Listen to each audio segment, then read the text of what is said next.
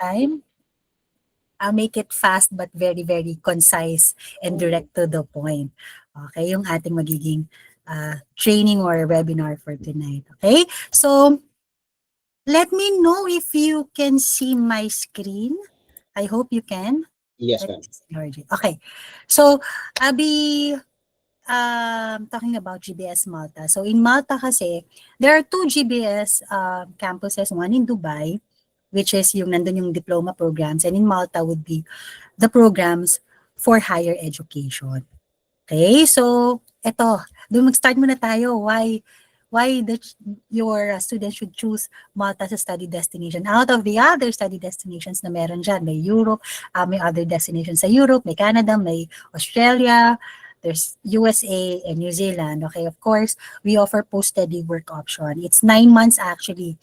Why 9 months? Mabilis lang talaga kasi currently they have a very low unemployment rate of about less than 3%.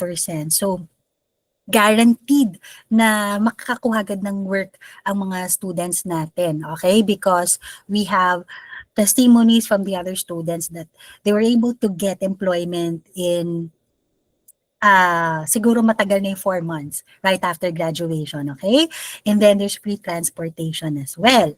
So, libre na sumakay ng trains, the buses that goes around the city. So, at least going to and from your bahay, going to the school or going to the university, ayan, libre na yan. And it's an English-speaking country. So, they don't need to learn another language to acclimate to the new environment. So, mas madaling makahanap ng trabaho kasi everybody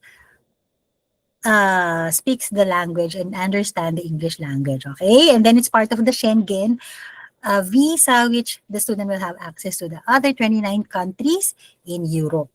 Tapos there's also part-time work opportunities. While they're studying, they're eligible to work for maximum of 20 hours per week. So it's pretty much the same with the other study destinations. And then safe and welcoming environment. Yes, okay naman siya. Welcoming environment, safe environment. And at the same time, ang ganda ng weather sa Malta, guys. It's 300 days of sunshine. Okay, so contrary to what others say na parang delikado sa Malta, no, it's not. Marami na pong international students ang nandoon at marami na ring foreign workers are living sa Malta. And then we also offer very, very affordable tuition fee. Later on, I'll be discussing about our scholarships and discounts. And the living costs as well is very affordable compared to the other European destination. Okay? Mamaya papakita ko sa inyo how much it costs pag nasa Malta ka. And then, there's also pathways to career and residency. So again, contrary na naman to what others believe na may PR pathway ba sa Malta? Is there, can I take my, can I sponsor my family sa sa Malta? Yes, you can. Okay? There's also the opportunity to get the blue card.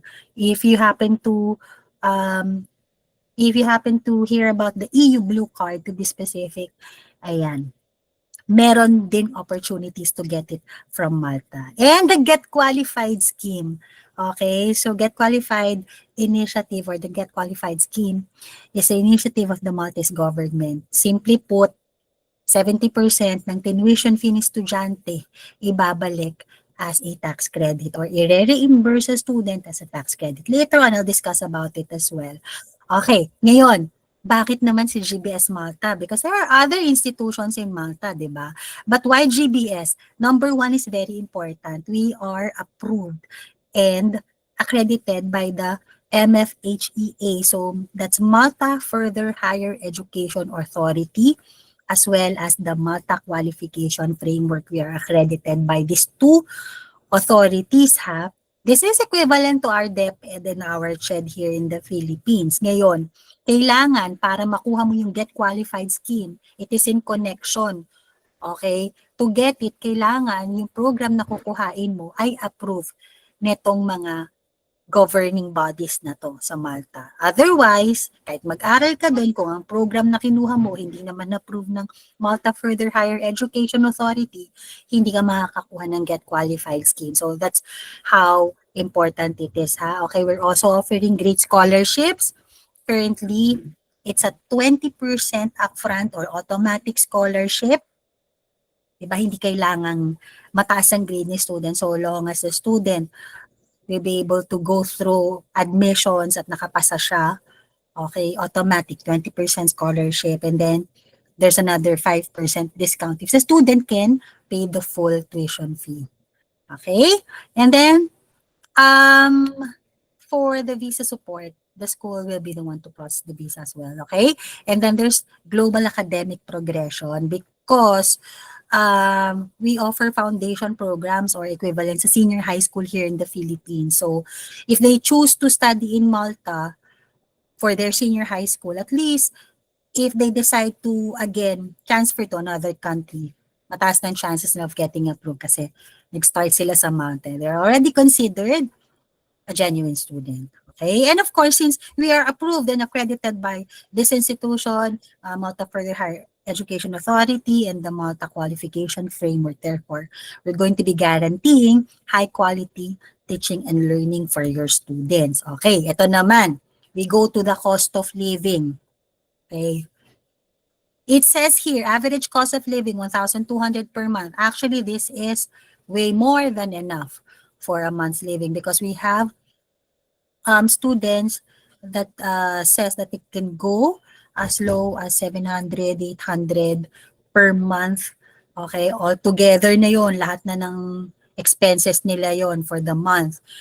Okay, now this would heavily depend kasi on where the student choose to live and how they choose to eat. Yung mga ganong factors naman talagang mag-matter, no? Okay, so again, it's about 700, 800. If they have the budget, they could go as high as 1,000 or 1,200 per month. Okay? Now, what is the Get Qualified scheme? Ito na yon. So, upon completing the student study, so pagkatapos ng program nila, eligible students will receive a tax credit of up to 70% of their tuition fees. Okay, so simple put, pag nakatapos ng pag-aaral, okay, na-convert na ito sa work visa, may employment na sila. Okay, so magbabayad na sila ng taxes. So doon na i-credit yung 70% ng tuition fee nila para pambayad naman nila ng taxes pag sila ay nagtatrabaho na. Okay, I hope I was able to explain it like as simple as possible. So reimburse, tuition fee, reimburse, dadalihin sa taxes. Okay, while they're working naman. Okay, so that's about 5,000 euros din. That's a chunk of money na rin. So parang ang magiging tuition fee na lang ni student be around 2,000 or less than 3,000 euros. Okay, we have rolling intakes, February, April, May, and October. Okay, now, we go to the program portfolio. Ito na yan. So, as you can see, we have master's program. We only have 3 programs for master's. We have Master of Public Health. Okay, so ito na yan. May specializations in leadership and management, in general public health. Meron ding epidemiology and health promotion.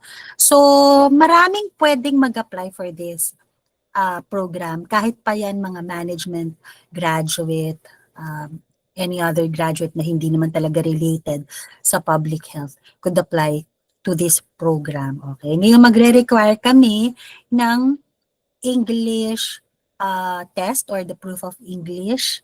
I'm sorry because MOI is not enough because we are following the UK qualification. So they would be requiring an English test. Okay, we are accepting IELTS 6.0 or Duolingo at 105. Okay, so again, we are offering 20% scholarship. So from 10,000, 8,000 euros na lang. Okay, but if the student can pay full tuition fee, that's another 5%. So altogether, magiging around 7,500 na lang. Okay, so Um, age limit, for all our master's program, wala po tayong age limit. Okay, so again, no age limit for master's program. Pwede ba 50, 55? Yes, pwede. Okay, so the next program is Master of Business Administration. Again, we have specializations in marketing, management, consulting, project management, entrepreneurship, and global investment banking. Okay, kahit anong degree, pwede dyan. Kahit anong undergraduate degree or bachelor's degree, pwede dyan. Okay, again, the tuition fees at 10,000 euros, 8,000 upfront, kasama na yung scholarship doon. Pagkaya ng full tuition fee, that's 7,500 na lang. Okay, for the IELTS, it's going to be the same, 6.0.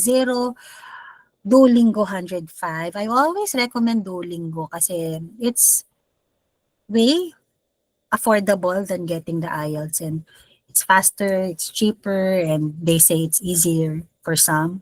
Okay, so yun laging nire-recommend ko, instead of getting the IELTS, mag-Duolingo na lang, 105 ang score.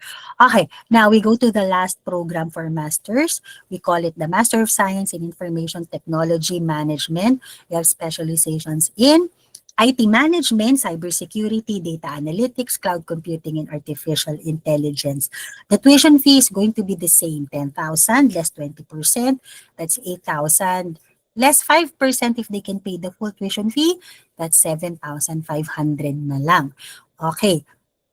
IELTS 6.0 or Duolingo 105 is the required proof of English score. Okay. Age limit for these programs, again, for masters, wala. Wala tayong age limit. Now, we go to the, as you can see here, sorry. Okay, we have here at the bottom, Bachelor of Science in Computer Science and IT. Okay? Anong requirement? So, syempre dapat si student ay senior high school graduate. Okay, pwede ba dyan yung old curriculum, hindi na siya aabot? Because there's an age limit of up to 22 years old for our bachelor's program. Okay, the tuition fees at 6,000. This is inclusive of all scholarships na ha. Okay, so 6,000 is pretty much affordable compared to the other study destinations or even other institutions in Malta. Okay, again, it's 6,000 euros per year. Now we go to the second bachelor's program that we're currently offering, that is Bachelor of Science in Health, Social Care, and Well-Being. So again, 22 years old lang ang maximum age, dapat graduate ng senior high school. Ayan siya. Okay, so the fees, it's at 6,000 euros per year inclusive of the scholarships na yan. We have intake. So this is going to be the same. May intake kami for February. We're currently and actively recruiting for the February intake, and then June, and then October. Okay. Again, all of our programs are accredited by the Malta Further Higher Education Authority and the Malta Qualification Framework. Therefore, itong mga programs na to ay eligible to get the Get Qualified scheme from the Maltese government. Okay? Just going back to the master's program, it's for 1 year lang. Okay, again, compared to the other study destinations, their masters are, usually 2 years, especially for Canada and Australia. For Malta, it's 1 year lang. And for our bachelors naman, it's going to be full-time, face-to-face for 3 years. Okay. Now, ito yung sinasabi kong foundation program. Okay, foundation courses is a 1-year program. This is equivalent to our senior high school. So, ang candidate nyo dito would be those that have completed their junior high school, grade 10, grade 11, or for some reason, those students that haven't completed their grade 12. Okay, basta hindi pa nakatapos ng senior high school or ng grade 12, pwedeng mag-apply for the foundation program. Ang age limit until 22 din lang.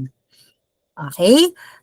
Mas mababa syempre ang magiging requirement for the English test. Is going to be Duolingo 80, 80 or IELTS 5.0.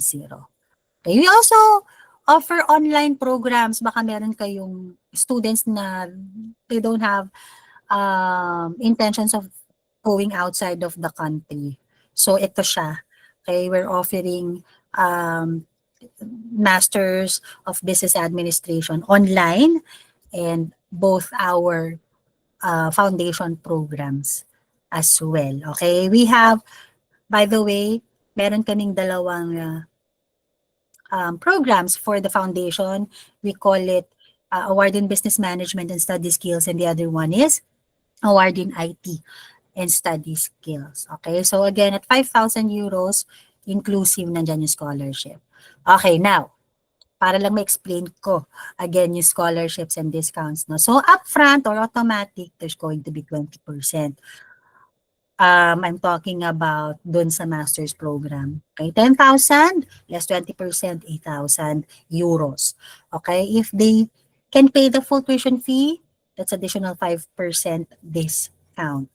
Okay, so that would be around 7,500 na lang. Ngayon, si student naman ay hindi niya kayang magbayad ng buo. Okay, so we are allowing at least 50% as initial payment. Okay, so automatic, tanggalin mo pa rin 20% scholarship doon. So, suppose 8,000 euros, di ba? So, hatiin mo lang sa kalahati. So, the initial deposit will be 4,000 euros. And then yung remaining 4,000, pwedeng bayaran ni student ng first sem and second sem. So, therefore, pagdating niya doon, bayad siya ulit for the first sem, which is 2,000 euros. And then, the last sem would be another 2,000 euros. Option number 3, ganun ulit, 50% as initial payment. Okay, tanggalin mo lang yung 20%. So, doon, so ang kukumpitin natin is out of 8,000, no? Okay, so 8,000, natin sa kalahati, 4,000. And then the remaining 4,000, huhulugan ni student ng up to 10 installments. Okay, during their program sa masters nila. 1 year lang naman yun. So at least, that's around 400 euros. Huhulugan mo yung tuition fee mo for 10 months. I believe that would be very, very helpful to our students. No? Magiging mas magaan yung pagbabayad nila ng tuition fee. Okay, now the mandatory documents. Ito naman yung mga kailangan namin. We're actually just requiring 4. Yung valid passport lang, yung kanilang official diploma and transcript of records, latest CV, and the English test or the proof of English or the proof of English proficiency. Okay, yun lang. Passport, school records, TOR diploma, latest CV, and the English test. Okay, personal statement is no longer needed. Now, how it works. The student will submit the application. So, ipapunch natin siya sa portal. Okay, pag kumpleto naman yung requirements niya, yung 4 na yon, the student will be receiving a conditional offer. Conditional kasi the student has to undergo pa an admissions interview or academic interview. Pag napasa niya yon, which most of our applicants naman nakakapasa nun, okay, they'd be receiving the unconditional offer letter. Okay, so depende sa bilis ng pagsasubmit, pero usually from the submission of application to getting the conditional offer letter, matagal na yung 3 araw. Okay, I've seen applications that's gotten conditional offer letter in 1 day. Like, sinubmit ngayong gabi, bukas may offer letter na. So that's how fast our admission team is looking after these applications, no? Okay, and then, naipasa na. Naipasa na ni student yung academic interview. Ready na, kompleto na yung kanyang requirements. And then you're going to be getting the unconditional offer letter. I-accept yun, pay the tuition fees, and then supply the visa documents. Later on, I'll show you what are the documents required. And then you'd be receiving a visa support letter coming from GBS Malta. Kailangan to kasi kailangan ng visa support letter because when you apply naman for the visa na. Okay? That's one of the requirements. The visa support letter from the school, GBS Malta, and then the visa fee of around 160 euros. Okay? And then the passport, the flight ticket, For the flight ticket, we're allowing, I mean, VFS is allowing dummy bookings, okay?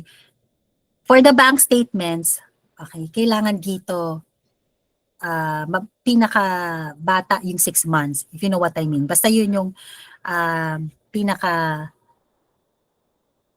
how do you call it, pinaka-young na bank account na pwede mong i-present, okay, for your visa application. Ngayon, sino ba ang pwedeng mag-sponsor? And how much ba talaga ang required na parang proof of funds mo, okay? So, for the sponsorship, you can have as much as 3. Ngayon, ang maganda sa Malta, even if your sponsor is not related to you, not blood related, not your parents, not your grandparents, sibling, totally not related, friend, family friend, boss, yan, pwedeng mag-sponsor a student, provided they could provide the bank statement, affidavit, notarized affidavit of what's the relationship, bakit siya mag-sponsor, all those things. And then proof of having sufficient financial means, how much is the proof of funds? Actually, I would say the minimum would be around 10,000 euros. Okay? So minimum 10,000 euros. That's just the minimum. Okay? If the student can give more than 10,000 euros, the better of getting the visa. The better of getting chances of getting the visa approved. I'm sorry. So ganyan ha. So minimum mga around 10,000 euros ha. And then it's going to be required to get the proof of accommodation, meaning may contract at bayad. Okay, now for the accommodation, we could help you with getting the accommodation for your student. Like marami kaming partner companies na nag-offer ng accommodation. So depending sa preference student, okay, meron kaming mabibigay sa inyo. Okay, again, the minimum should be around 4 weeks or 1 month na dapat paid for at may contract. Okay? Tapos there should also be proof of getting medical insurance, coverage up to 100,000 euros. Coverage yon. So how much ba yon? Magkano ba to? Okay? Usually it costs mga 300 to as much as 1,000 euros per year. Okay? For your medical insurance. So, punta lang kayo sa VFS website. There is a list of medical insurance provider na nandoon, ha? And you may look for the cost. Okay?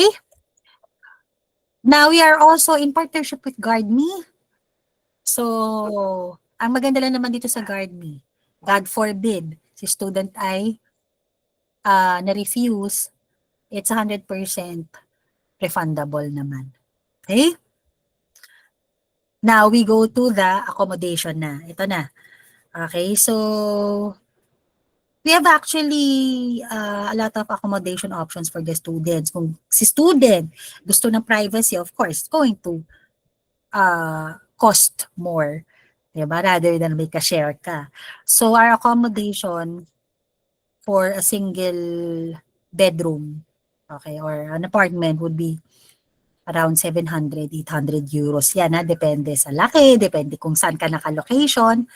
Okay, ngayon, for the shared apartments naman, it usually costs siguro mga around 500 to 700. Okay, ito yung may kasama ka sa apartment mo na.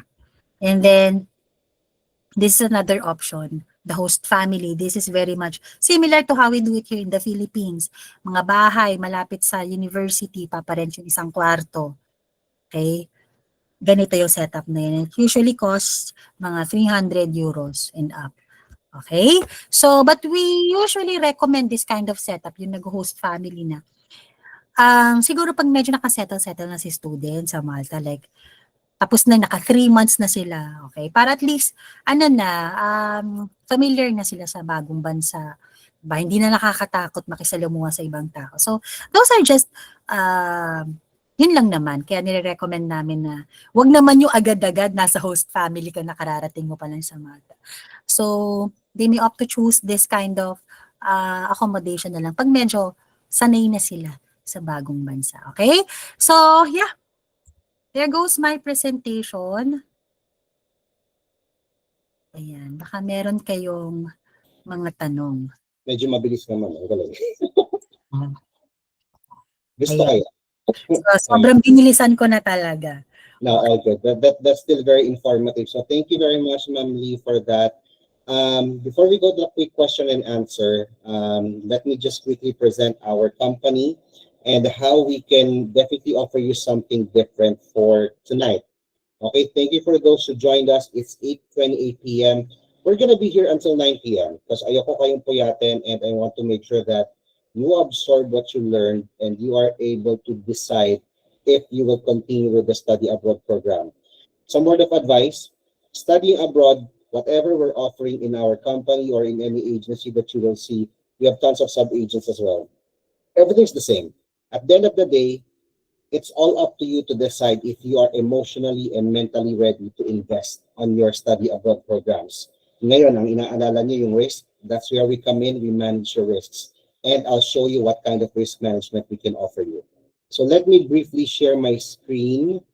I will not do the usual presentation kasi madali ako mabore na tao. I'll just share to you our quick company information, but it's up to you to browse through it. We are very transparent. So again, my name is Angelo and I am the founder of Anicon Tourism Consultancy. That's me, Angelo E. Concepcion. I started the business 2012. Before I left and went back to the business, I used to be a representative as well of different schools worldwide. So you can just go to our website. This is aniconincorporated.com.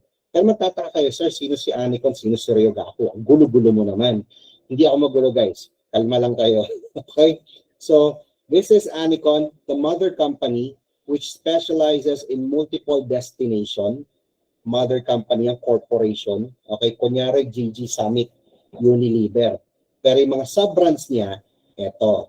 So, Anicon Study Abroad, if some of you know, this is the agency component. Ryogaku Marketing is a sister company. Si Ryogaku, just to share, it's more of a marketing arm and a support to different entity promoting study abroad. So nagiging support din ni Ryogaku si Anicon Study Abroad, especially right now, medyo busy sila sa other priority programs. Pero hindi ibig sabihin pababayaan namin yung commitment namin sa ibang clients. Additionally, if we see that a product or a destination is very good for the Filipino people, that's how we are. We don't care about any awards or whatsoever. What we care about are what programs can the Filipinos take that they can really study abroad that is good for their investment. Not because it's good for the business, but because it's good for the client. So that's Ryogaku. And additionally, we have here some affiliate partners kasi we have an affiliate marketing campaign. If you want to be able to promote study abroad, message us. You can be an affiliate with us. So, yan. Kaya nandito tayo under Ryogaku tayo ngayon. So, again, just check out our website. Everything is here, straightforward. Whatever you need, kompleto po yan. If you want to visit our office, we have an office in Ortigas. This is the main office. By appointment po tayo. Alright, let us know lang. We are registered under SEC, under the same mother company, Anicon Tourism Incorporated. And we have a satellite office here in Laguna. It's more of a virtual address. Kasi I'm from the south right now. Kasi ko allergic na ako sa traffic. Okay? If you want to meet me, no problem. Alright? Just message us and our contact informations. Now, with that aside, I'll go naman siguro na if you wish to proceed with the enrollment before we answer your questions, I'd like to share some of the contracts that we offer. Okay? So, ganito yung magiging option natin for everyone. Right? So since technically we have a big company and we're offering different approaches, this is exclusive just for tonight, right? We have a regular corporate agreement or corporate contract under the agency component, but it does not mean you need to go with an agency. So here's the thing. If you wish to sign up, okay, with us right now, makikita niyo yung contract ng Anicon. Pakita ko lang yung costing niya, no? We have two options with Anicon Study Abroad, right? So either you go basic, this is free. Meaning pwede kayo mag-DIY, okay, pero kayo ang gagawa lahat. Personally, I don't advise this kasi in terms of improving your chances is medyo mahihirapan tayo. Yung risk of getting denied is masakit emotionally, but you can take this if you want to. Optional. Or you can take a premium package. Ito yung premium ni Anicon. As you can see, hindi siya mababa, hindi rin siya mataas. It's what the value that we are giving to you. For all those who have attended and you've seen our pages, we are always very transparent. Doon nga dapat ako inaawat ni Yuan eh. Sobrang transparent ko. Yuan, nandiyan ka ba? Okay. So, ito yung pricing ng Anicon Study Abroad. From 60K, depende kung high risk ka or not. Then the processing fee as well, 60K. May breakdown yan, may payment terms yan. Pero, just for tonight, since we are promoting Malta right now, a unique study destination that can provide what you're looking for in other destinations as well, but with the best payment term and return of investment. We would like to offer you to maybe sign up this time with Ryogaku, okay, and the affiliate program. Hindi ito libre, hindi ito mahal. Ito ay sakto. What do I mean by that? Pwede kayo maglibre naman, okay, walang problema. Pero kayo ang gagawa lahat. We'll just monitor everything for you. We'll do the enrollment, etc. Pero I'm sure you're busy. You can just enroll through Ryogaku for only 40,000 pesos. May payment terms pa rin po tayo. Then when you sign up, lahat ng services na meron kay Anicon na full service program, pwede kong ipasa kay Ryogaku. Walang problema po. With this amount only. So magiging down payment nyo lang po 10,000 pesos. Right? So 10,000 pesos ang initial. Then pag nagbayad kayo, balance na lang yan. Hindi na 28K guys. 10,000 pesos na lang po muna ang down payment natin. Pero that is only applicable if you commit or sign up until this Friday lamang po. So yun yung pwede ko yung offer sa inyo to extend, that if you sign up and continue with the program to Malta, you can only pay for the 40,000 full support, okay? Then 10,000 lang ang deposit instead of 28,000 or the 70% amount. Right? So hopefully you like that offer. I trust me, kahit mag-search kayo ngayon, in terms of agency price, that is already below market value. Yung iba is medyo mataas. Their business, it's up to them. But despite the price that we have, I'm confident we can tell you the kind of service is the same service we always provide with the Anicon team. Full quality from start to end, and we support you until you graduate. So imagine this, you're paying 40K divided by 12 months. Mabagal ako sa math, guys. Tulungan niyo ako. Teka lang. 40,000 divided by 12. Para ka lang nagbabayad sa amin ng 3,000 kada buwan. That's our value, right? So that's how we do it. Now, again, but if you want to sign up with a DIY package, it's also fine with us. We'll still support you. Hindi namin kayo pababayaan. You need to be realistic with your budget lang. So let me know if that works for you. Then yeah. Now we're ready to accept any questions. Type them down. If you want to know, you can always make a comparison as well pagdating po sa other destination. We are open to answer that. There's no such thing as a stupid question. Let me know what you want to hear. May bisita tayo. May dumating. Nakita ko yun. Nakita ni Ma'am Lee yung pangalan ng dumating. Hahanapin niya yan. Kilala niya yan. May dumadayo rito. Siguro board na board po siya. Si Sir na siyang isa sa mga #1 fans natin for Ryogaku. Bagit ko kasi kausap ko siya kanina. Sabi ko, mamaya ka na mag-webinar kami ni Lee. Ano mo naman kausapin si Lee? Question po, if you want to ask anything. Right? Siguro habang nag-aantay ako kayo ng questions, I'd like to siguro give my 2 cents again pagdating sa study abroad, why Malta is something we are really promoting right now. Nas, huwag ka muna magulo, nag-distract ako. Okay, why we are promoting Malta right now? Kasi ganito, in our group of companies, even Anicon Group, we are really keen on promoting unique destinations, but not only unique. The point is, if you're investing something, we want to make sure we position you in a place na mababawi mo ang ginastos mo, plus you have better opportunities after. Meaning, continuity.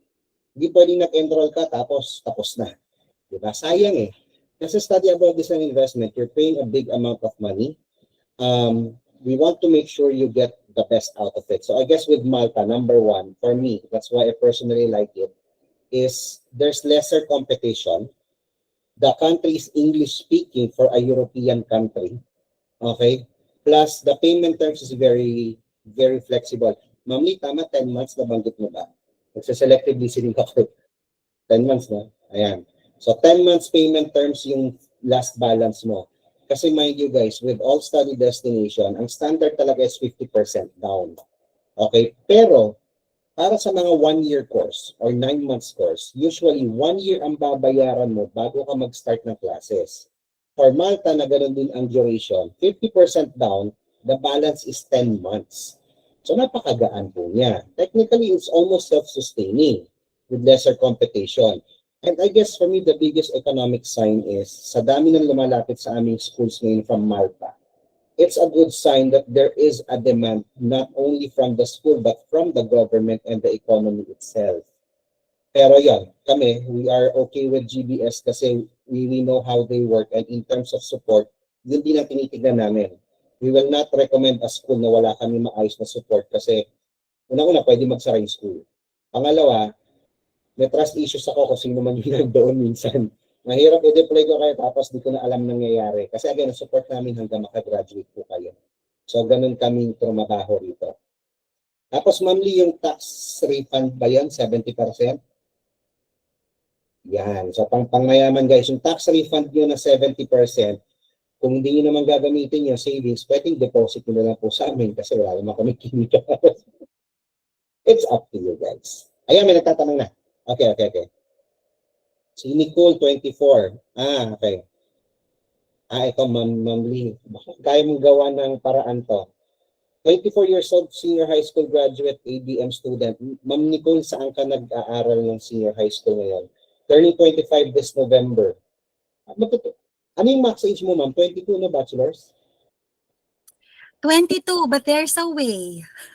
Yan. Sige. Yan ang gusto namin. What's the way, ma'am? Okay.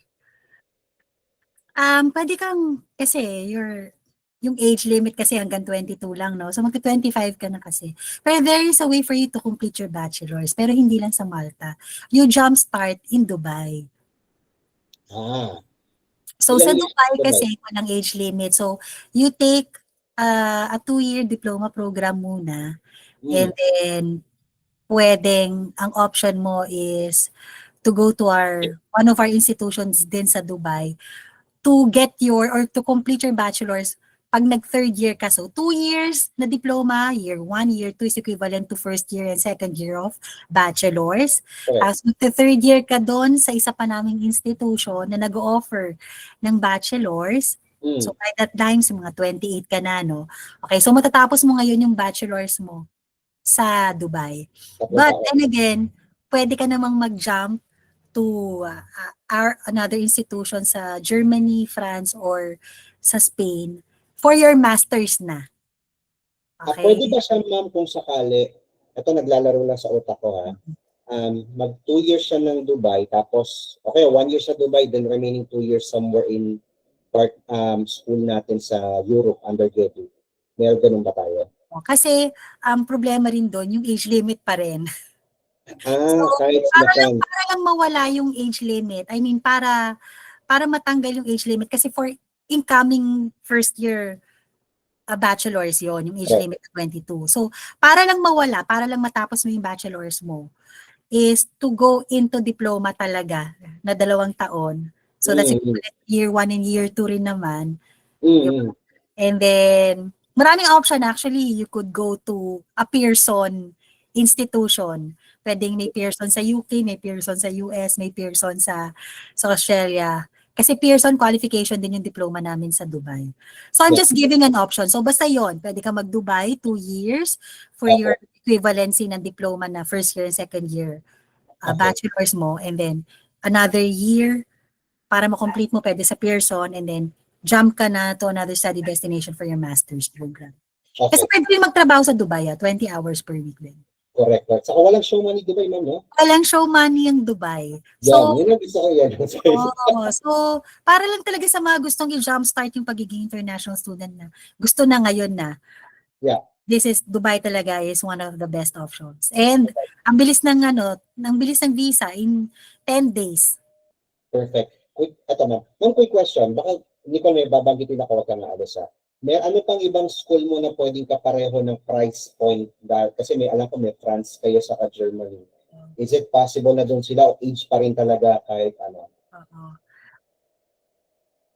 Um, yun talaga eh, kasi yung ano Okay. nga, yung Sige. age. So, Nicole, ganito. That's a good pathway. Huwag kang mag-alala na kung medyo nalito ka kung paano isipin mo, sir, ang gulo isipin ko. Huwag kang mag-alala. Pag nag-sign up ka sa amin, tutulungan kita hanggang 30 years old ka na. Hindi, i-guide kita kasi that's a good point.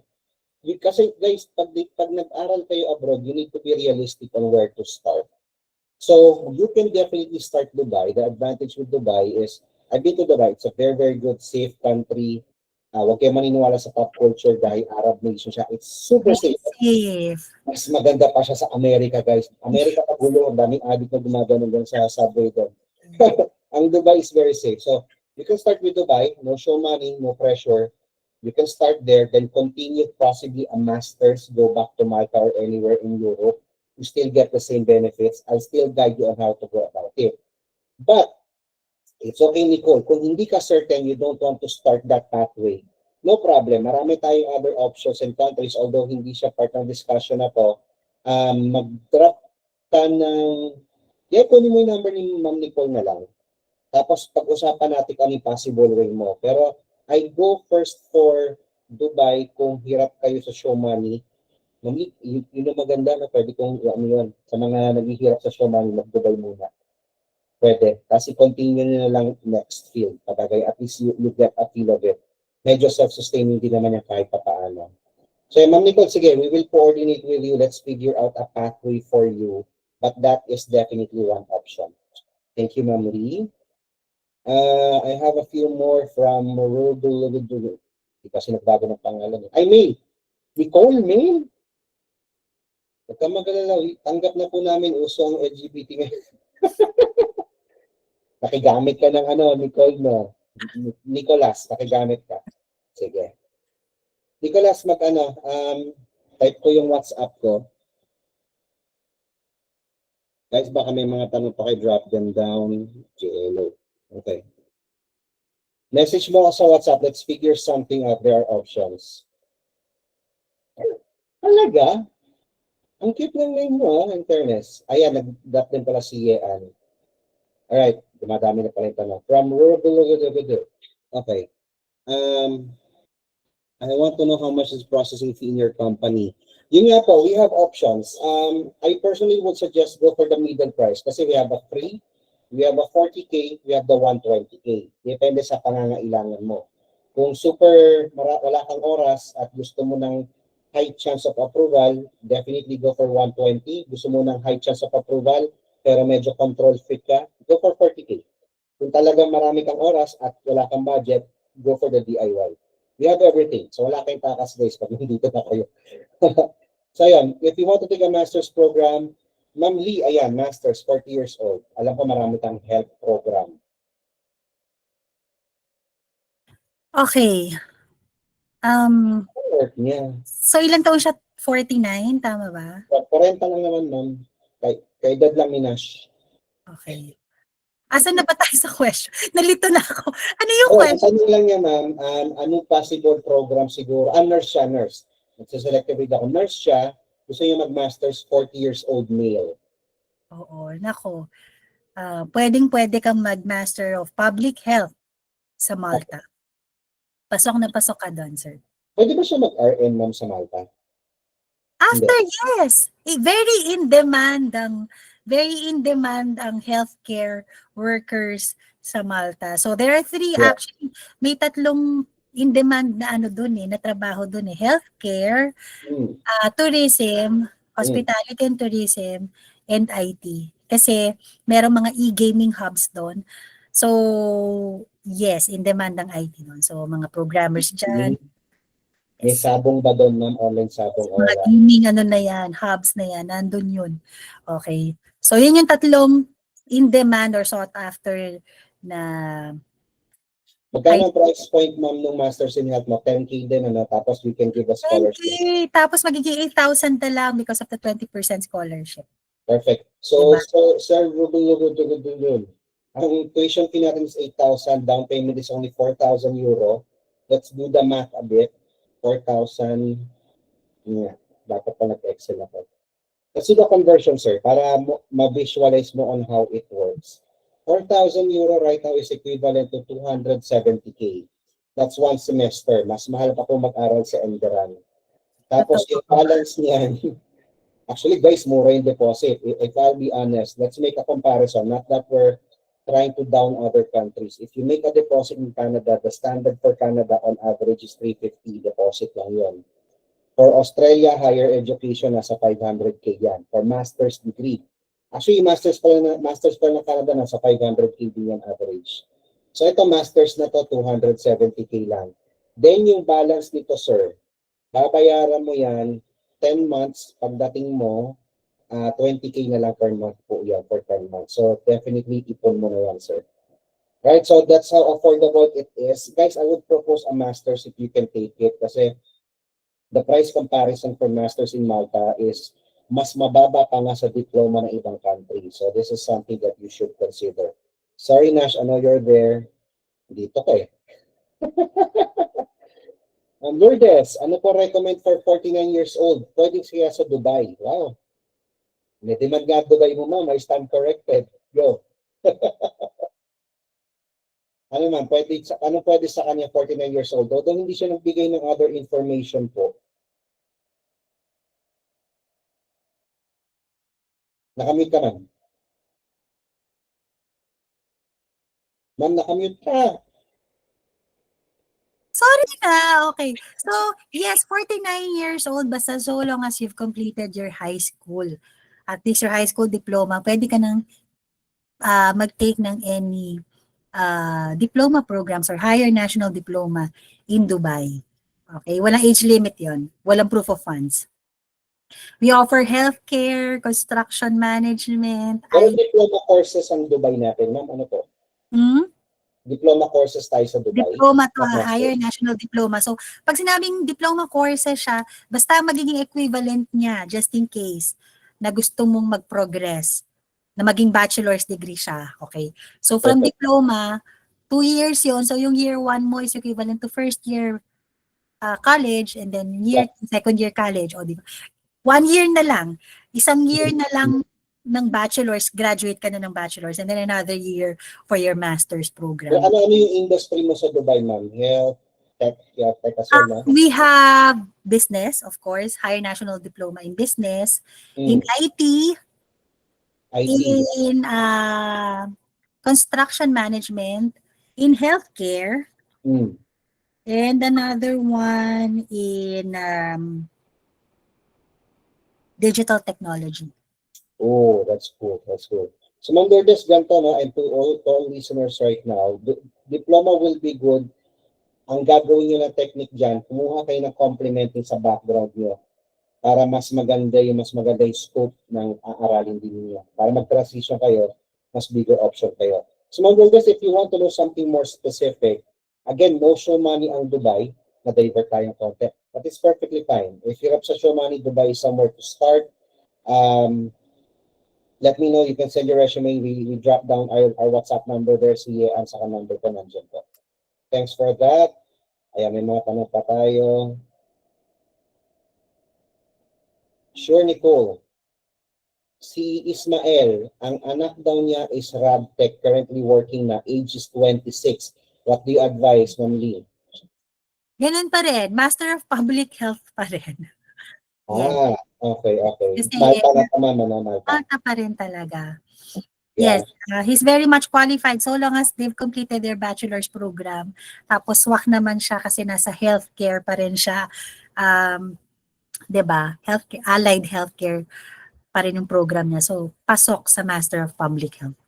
Ayan, so Ismael, ang suggestion ko kung nagwo-work siya ngayon, if he wants to enroll ahead, mas okay po para hindi siya mahirapan na rin mag-prepare. So message lang po sa WhatsApp ko and we will assist, okay? To sum it all, how much dapat lahat? Sige. Meron pa tayong 8 minutes. Tatry ko mag-open ng Excel, guys. Okay? Kakaiba tayo, guys. Hindi tayo mag-ano-ano masyado. Ay, paano to? Sam Pinto? O sino sa Sam Pinto ba't nag-join? Alright. If you can see my screen right now, mag-excel tayo para mag-gets ninyo. So, fees. Okay. So, pag nag-start kayo, let's assume na magbabayad kayo, kunyari kukunin nyo yung safe package lang. Okay? Kunyari lang ha, hindi ko kayo pinapwersa, pero mas maganda kung syempre mag-sign kayo ng ganun. Okay. So, 40,000 pesos. Hindi ko muna i-break yung terms. So, initial payment is 40,000. This is initial fee. And then, final fee. Agency fee. Processing fee na lang. Sorry kasi ang dami kong ginagawa. Dito ako sa terms ko eh. Then kapag nagbayad kayo niya, magko-contract tayo, we do the documentation, etc. Dapat kaliwaan lagi. We don't ask for payments hanggat wala kayong pinipirmahan and walang guarantee na comfortable kayo to continue. Kasi again, we work long term. Ayoko nung nag-sign kayo sa akin, tapos bigla niyo akong dadramahan sa huli na, sir, sabi kasi sa online, ganyan-ganyan. Eh, sa online na lang po kayo. Wala namang problema sa akin yan. Okay? Kasi we're working long term, guys. We'll work with you. You'll work with us. Support namin kayo sa pangarap nyo. We should communicate definitely transparently. Then, pag naging okay na to, magbabayad kayo ng, magsasabi tayo kay Malta, kay Ma'am Lee, sila yung mag-aayos lahat, magbabayad kayo na tuition deposit at around 4,000 euro. Gaya ng binanggit ko kanina, ang conversion niya right now is around 270k plus. I'm just rounding it up for the sake of discussion. Once you pay the tuition deposit, get the final offer, we process the visa. Ma'am Lee, magkano yung visa fee ngayon ng Malta? Sorry. Okay. So parang 160 yung nakapublish ko, no? 160 euros. Pero there's another konting-konti, very minimal lang. Basta it's going to be less than 300 euros altogether. Gawin na natin 300, ma'am. Oo. Walang naman eh. 300 euros? Yes. Diba? Sige. Sabi natin 20k. This is the visa fee. Visa fee. Medical, ma'am, may medical requirement ba? Yes, ang medical naman pwedeng ipagawa sa any DOH accredited clinic. Usually mga 10k yan eh. TB test yan, ma'am. No? TB, hepatitis, yung mga yan. Yung mga 10k maximum na yan, guys. Mura lang yan. Then yan, kapag nabayaran ng lahat to, okay na ang airfare accommodation, hindi muna natin ilalagay kasi everything is subjective patating sa airfare and accommodation. You can always Google it. Pero accommodation natin yan on average, magkano yung average accommodation mo kung sakali? Siguro for a month, let's put it at, eto na siguro kasi syempre bagong salta sila doon. Mga 700, lagay mo na as safe. Okay. Alright, 700. This is all utilities na to, guys. Kunyari, 40,000. Yan. Yan. Complete utilities na yan. Again, this is kung mag-isa ka, pwede pa yung makatipid pag may kasama ka on average yan. So, i-total natin to. May ilalabas pa ba tayo, Ma'am Lee? Ano pa mo nakikita mo? Ito lang naman muna ilalabas nila, no? Yan. So, ito lang ang ilalabas mo, guys. So, airfare, siguro estimate natin pag maaga ka nakapag-book, baka 20k, meron yan. Europe, possible. Okay, 30k. Masyado akong binarata, no? So, ito lang po ang ilalabas ninyong amount, guys. More or less, ito siya. Investment cost. I don't factor in the show money kasi for me, although it should be there na may pera ka talaga, it's not liquid cash that you're spending out. So, I don't want you thinking too much about it. Kaya ito lang po talaga ang inyong ilalabas. Tingnan nyo, kung ito ilalabas nyo lahat-lahat na, gaya ng sinabi ko po kanina, magkano ang average tuition deposit ng Canada? 350, di ba? Tuition deposit yon. Ito deposit tapos kasama na halos lahat. Wala ka nang iisipin. Right? Kahit i-factor in mo pa to, it's way, way low market value. Tapos ngayon, yung tuition balance na 270k ulit, wag mo na isipin muna masyado kasi again, once you get there, probably second month, magbabayad ka ng mga 10 terms. So 10 months mong huhulugan, around 20k per month lang siya. Sobrang gaan. So clear po? Pwede pa po itong bumaba. Kung gusto niyo mag-DIY, pwede niyo tanggalin yan. O ito lang ang babayaran niyo, more or less. Pero magbayad kayo. Para naman sulit ang tulong ko sa inyo. Clear po? So even if you do the Anicon price, still low. Alright? Ito, wala ka nang gagawin for this amount. It's up to you. We have a flexible pricing that is comfortable with whatever time and value that you have. Here po, hopefully that answers your question. Thank you, Sir Ismael. Message mo lang ako. BSBA grad si Lourdes, ma'am. Tapos caregiver siya ngayon. So, pwede pa rin siya mag-masters in health, ano? Ay, kung Dubai, ma'am. Ito yung nagtatanong ng Dubai. Diploma pa rin na complementing. Nakamit ko ulit, ma'am. Diploma in Healthcare Management sa Dubai, meron kami. Perfect, ma'am. Sakto yan. Kasi kung BSBA grad ka, tapos nag-caregiving ka, I'm sure nag-TESDA ka, you want to make it more concrete, you have that background, sakto mag-diploma ka, that's complementing. Kasi mag-over po, hindi ka magpo-qualify naman for a master's ka agad kasi your bachelor's is malayo. So, mas okay ka ma'am mag-Dubai. You can start with that, ma'am. Anong intake mo, ma'am, ng Dubai? 4 rolling intakes kami. Meron kaming January. So, merong January and then March, June, and September. Okay. Lourdes, if you're interested to pursue, January is a good time. So let us know. Again, 10 days lang ang processing and no show money. Okay? Mailabas mo lang lahat. Good to go na tayo. In 1 week, kaya nating process yan. From Ru, yes, this is a study work program. All the student visas we're offering, you are allowed to work while studying. 20 hours per week tayo, Ma'am Lina Malta. Yes. Yes, 20 hours per week. Perfect. Yan. You're welcome, Sir Ismael. Cute na nag-excel ako. Ngayon ko na-realize din, gagawin ko nga lagi yun. Para maramdaman natin. Malinaw eh. Para sa mga visual learners. Oo, nag-visualize nila kaagad. Let's do that some more, guys. So, with that, I need you guys to share our page, like it, share to everyone who's interested for studying abroad to know more, for more of a consultancy approach, not a recruitment side. Hopefully, we can help you further.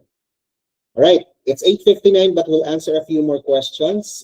Kay Shimada, Kombangwa, while taking masteral course in Malta, what are the chances of looking for work while studying?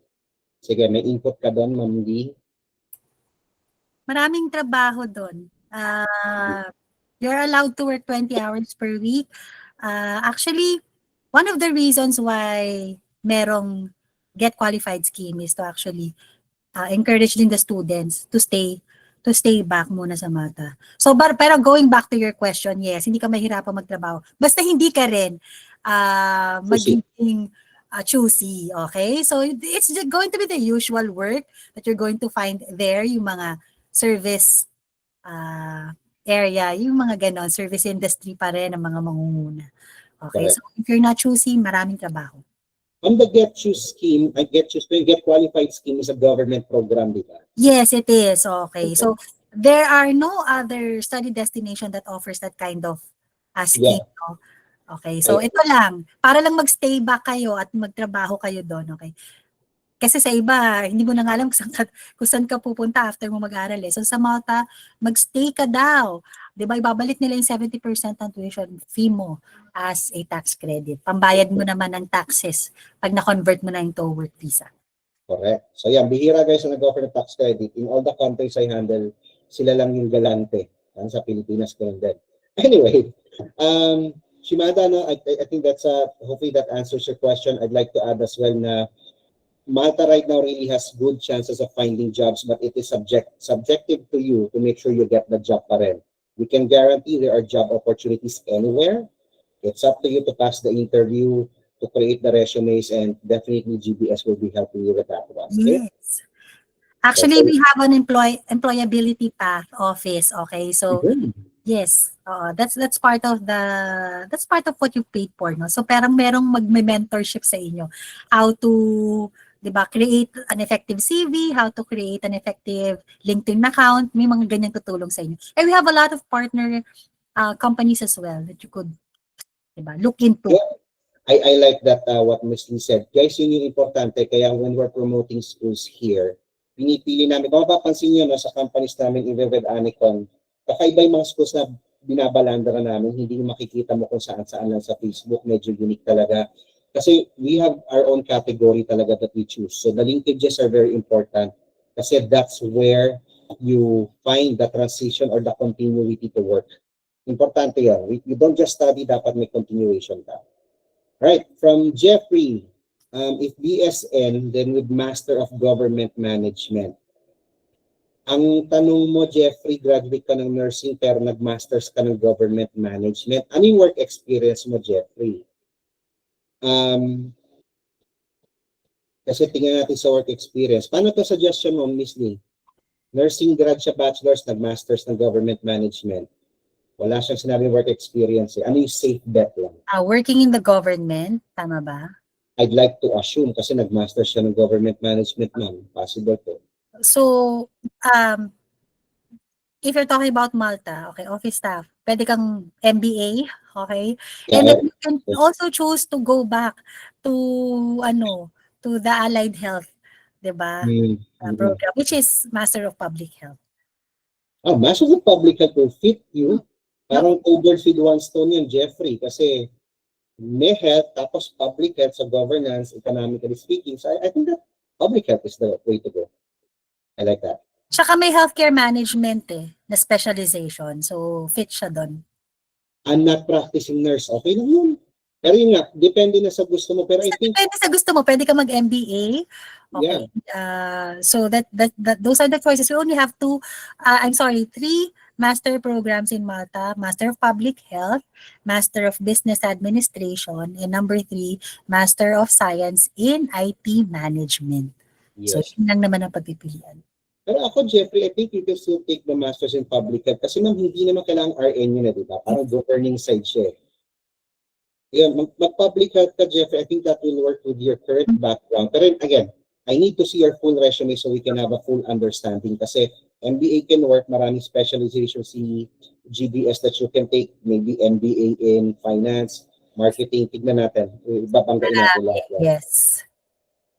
Right. Thank you, nakamit lang ako, wala po ako sa bahay. Saka nagagala, Lourdes? Do you recommend work bar or helping looking from Ismael? Ismael, usually we give suggestions on where to find or we teach you how to find a job. Kasi giving you a job will defeat the purpose of an education institution. But the schools will always share you its network and expertise.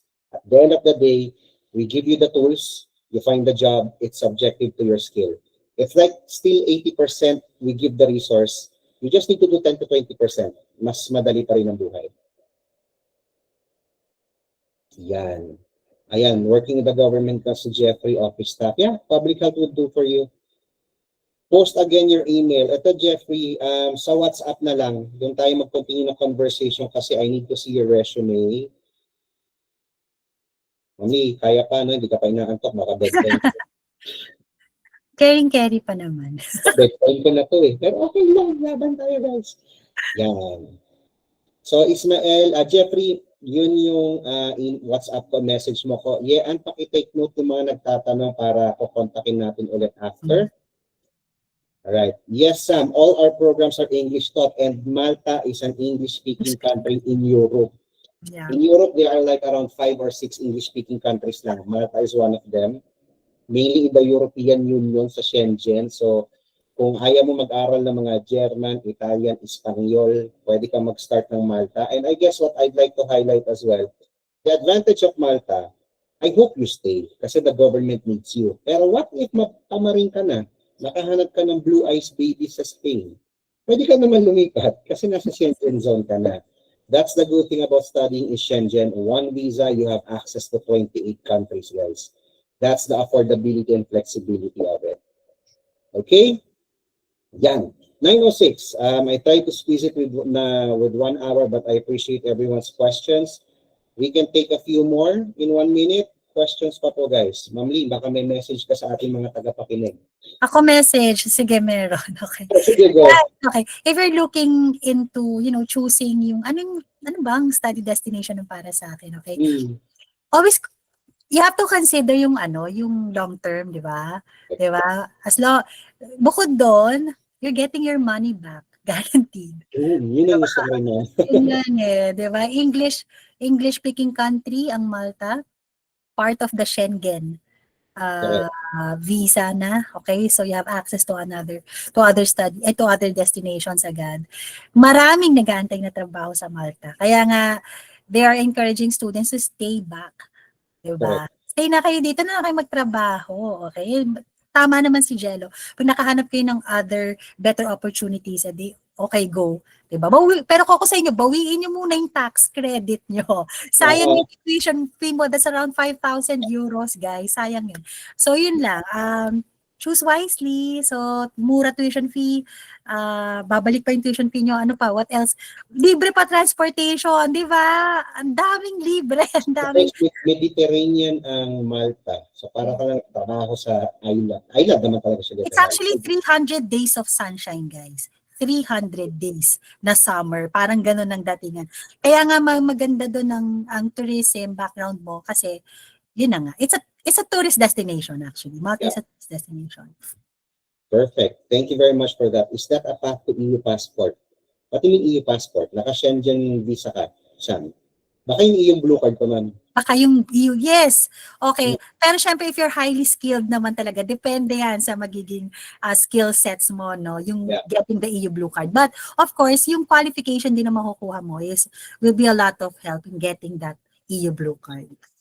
So guys, itong program na ito, no? Yes, lahat ito may pathway to long term.